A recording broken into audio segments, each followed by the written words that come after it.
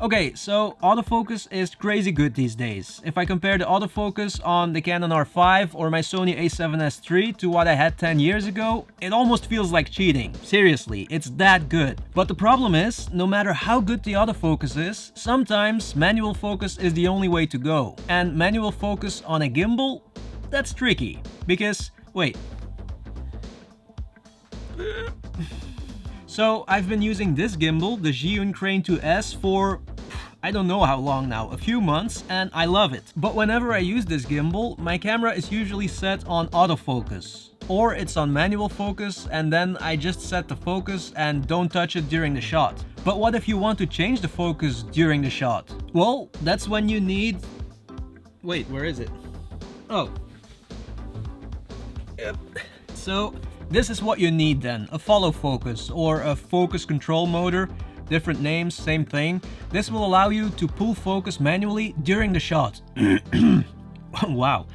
So let's install this thing and then I'll show you how it works and why you would need this, maybe. Or maybe not. Pros and cons.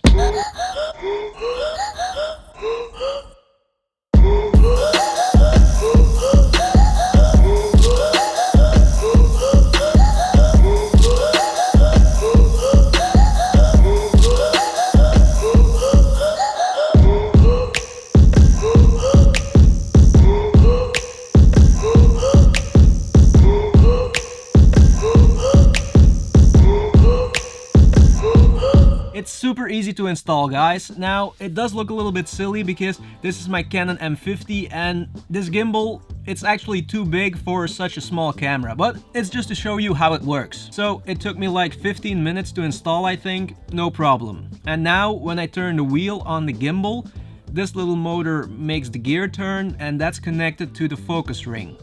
Simple design, works great. Okay, now look, I don't mind shooting in manual focus without this little thingy. You can just keep the same distance between you and the subject during the shot and you'll be fine. Or you can increase the aperture or use wide-angle lenses because wide-angle lenses also have more depth of field. So it's perfectly possible to shoot without this little thingy in manual focus. The big question then is, why do you need it? Well, sometimes you want to change the focus during the shot. For example, if you want to change the focus from the foreground to the background, it's a classic shot that always works.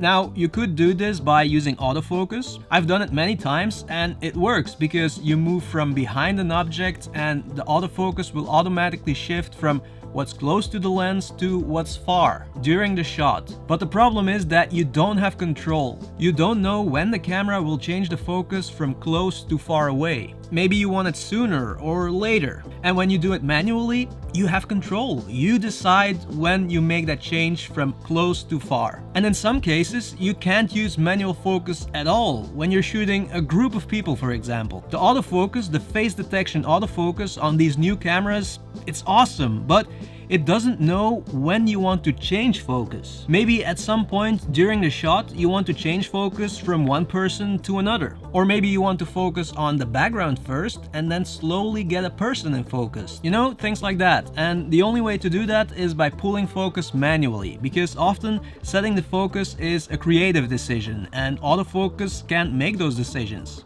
Luckily. If it could, then robots would take over our jobs, you know? It might happen in the future. We'll see. But right now, no matter how good the autofocus is, it can't make those decisions to tell the story. So a follow focus is a useful tool. And let me give you a few more tips. First of all, focus peaking. If your camera has it, turn it on. Now, even with focus peaking turned on, it's not always easy to see where the lens is focusing, especially in bright daylight. So maybe you also need an external monitor. And in some situations, it might even be easier to mark the focus ring so that you know exactly where you have to go by when turning the focus ring. You know what I mean? Put little stickers on the focus ring and then you know until where you have to go. Ah, damn. English and then a technical video, it's really difficult for me. But anyway, so all the good things that I've said now about this little thingy are essentially also the disadvantages. It's not easy to use, and it's also an extra thing you have to install. So if you're running gunning, if that's your style, maybe you won't like this thing, because it's an extra step when setting up your gear. And then maybe also an external monitor, it's another thing on top of that.